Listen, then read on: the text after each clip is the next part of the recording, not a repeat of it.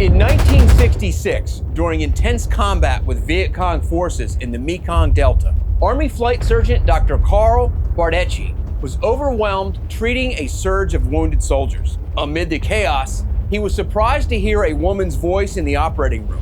The unexpected presence reassured him, saying, "Don't worry, I know what I'm doing," as she assisted in cleaning wounds for hours. Later, she donated blood for a critically injured soldier. This remarkable woman did not stop there. After her medical assistance, she moved among the wounded, lifting their spirits with jokes and conversation. And as if her contributions weren't already extraordinary, she capped off the day by delivering a rousing performance for the entire base. Her name was Martha Raye, and she was not your typical Red Cross worker or USO performer. She was a veteran of vaudeville, a singer, comedian, and the star of numerous Hollywood motion pictures. But to the troops serving in Vietnam, she was an angel.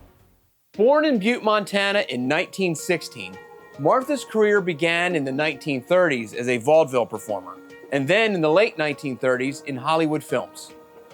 Raye has been celebrated for her extensive work with the USO during World War II and the Korean War. She dedicated herself to entertaining troops in combat zones, earning the nickname Colonel Maggie for her service and commitment. However, Martha Raye is best known for her work as an entertainer and volunteer nurse during the Vietnam War. Now, despite being in her 50s, a time when most people in her profession are winding down and enjoying their golden years, Martha took a different path. Her love for the troops drove her to continue to serve, many times at locations very close to the front. She arrived in Vietnam for the first time in 1965.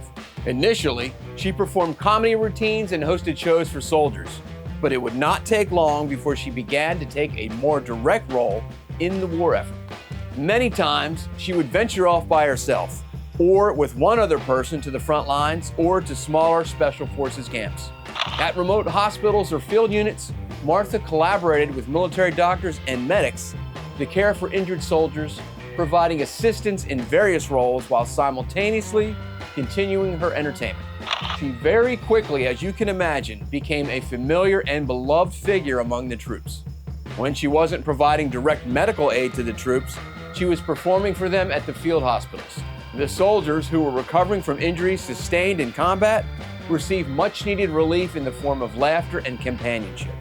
Martha would become a breath of sunshine at a time when many of the soldiers were at their lowest, both physically and mentally. Between 1965 and 1972, Martha Raye spent an average of 4 months per year in Vietnam and participated in no less than 8 USO tours. She never sought publicity, and much of her travels she paid for herself. Martha Raye's actions earned her the nickname the GI's Best Girl. She was made an honorary Green Beret by the 5th Special Forces Group, an honorary colonel by the Marines, and an honorary lieutenant colonel by the Army. She would receive many other honors, including the Commendation Medal, the Congressional Gold Medal, and the Meritorious Service Medal.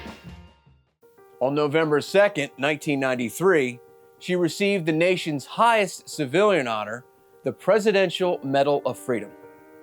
She was too ill to attend a White House ceremony, so the medal was pinned on her at her home by Roy Benavidez, a Medal of Honor recipient. Martha Raye died on October 19, 1994, and was buried with full military honors in the military cemetery at Fort Bragg, North Carolina. She was the first civilian woman to receive this honor.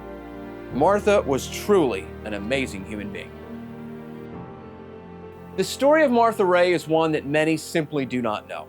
She was, as we mentioned earlier, a remarkable woman.